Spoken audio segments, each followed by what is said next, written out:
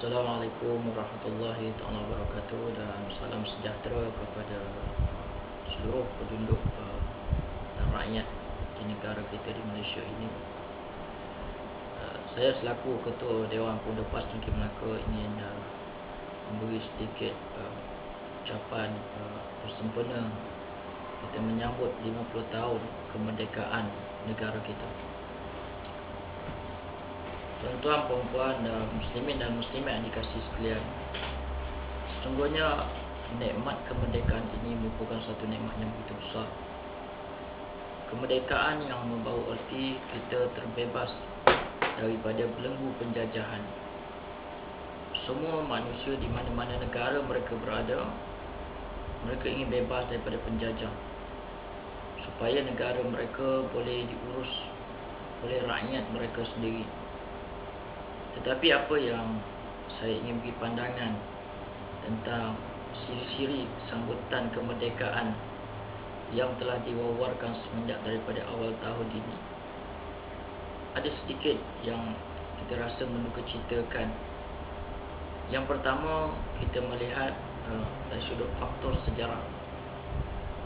Kita perlu lihat bahawa yang bersusah payah, yang berkorban untuk membebaskan tanah air kita terdiri daripada golongan-golongan yang boleh dikatakan anak watan tanah Melayu pada ketika itu. Boleh dikatakan sejarah untuk membebaskan tanah air kita ni seawal abad yang ke-18. Tetapi apa yang diwawarkan pada hari ini ialah kemerdekaan yang dianggap perjuangan memerdekakan tanah air bermula daripada semenjak penubuhan UMNO, iaitu pada tahun 1946, semata-mata untuk menentang Melayu Union. Sedangkan dalam buku sejarah, fakta sejarah yang diwujudkan, yang diutarakan dalam buku-buku sekolah sebelum ini, bahawa golongan-golongan yang memberi sumbangan yang begitu besar pada kemerdekaan telah diabaikan. Contohnya bagaimana jasa Dr. Burhanuddin Al-Helmi, bagaimana pengorbanan yang telah diberikan oleh Tok Janggut, Abdul Rahman Limbo, Mat Saleh di Sabah, dan beberapa tokoh-tokoh yang telah dihalau oleh penjajah, diburu oleh penjajah dan dibunuh oleh penjajah. Tetapi kenapa nama-nama mereka ini tidak disebut? Tetapi apabila fakta sejarah ini dilihat untuk memberi sokongan ataupun ditujukan khusus kepada sebuah parti politik semata-mata. Contohnya diwawarkan bagaimana jasa UMNO dalam menuntut kemerdekaan yang diperolehi oleh rombongan Tengku Abdul Rahman, sedangkan Tengku Abdul Rahman dia tidak terlibat di peringkat awal menentang penjajah. Cuma kalau kita lihat dalam beberapa artikel, ramai di kalangan penulis-penulis menyebut bahawa rombongan Tengku Abdul Rahman sekadar cuma pergi ambil menandatangani kemerdekaan. Maka dengan sebab itulah saya menyeru kepada seluruh penduduk tanah air kita supaya merenung semula, revisit semula sejarah kronologi perjuangan kemerdekaan. Kita takut generasi hari ini mereka dikelirukan dengan elemen-elemen yang tidak sihat untuk menutup fakta-fakta sejarah yang kita rasa yang begitu benar, yang sepatut diutarakan oleh semua pihak. Dan yang kedua, saya berbalik kepada erti kemerdekaan yang disebut di dalam bahasa Arab sebagai hurriyah, yakni kemerdekaan. Kita menuntut bukan kemerdekaan daripada penjajah semata-mata, tetapi kemerdekaan itu mesti berbentuk dari sudut tindakan, merdeka dari sudut pemikiran. Tetapi itu yang tidak berlaku dalam negara kita.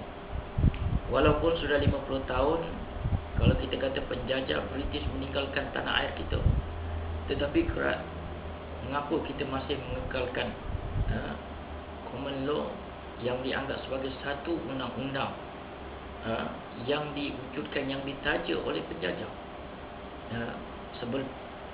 sebelum daripada kita menyambut kemerdekaan 1957. Sebelum daripada itu, rombongan Tengku Abdul Rahman telah pergi ke London tahun 56. Terlebih dulu British telah membentuk suatu dan telah menderap suatu perlembagaan Persekutuan Tanah Melayu yang diadakan di London. Kenapa tidak digubal dan diterap undang-undang di tanah air kita sendiri?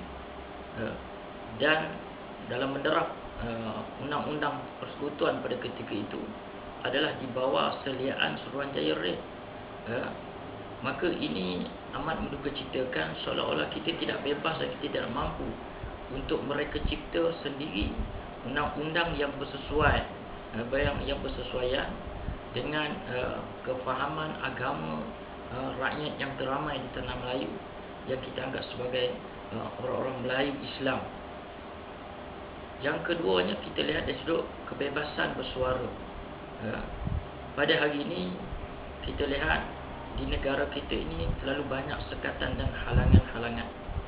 Apabila seorang rakyat yang diberi taraf sebagai warga negara ingin memperkatakan pandangan mereka dengan diwujudkan beberapa akta-akta dan peraturan dan undang-undang, dengan cara akta dan undang-undang yang diperkenalkan itu, maka menjadikan rakyat di negara kita ini berfikiran tidak terbuka, timbul perasaan takut kena diancam dengan suatu peraturan dan undang-undang.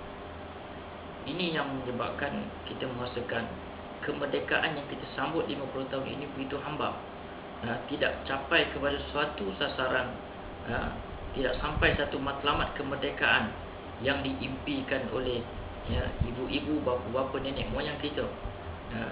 Kerana mereka menganggap, kita menganggap serupa seperti mana di zaman penjajah.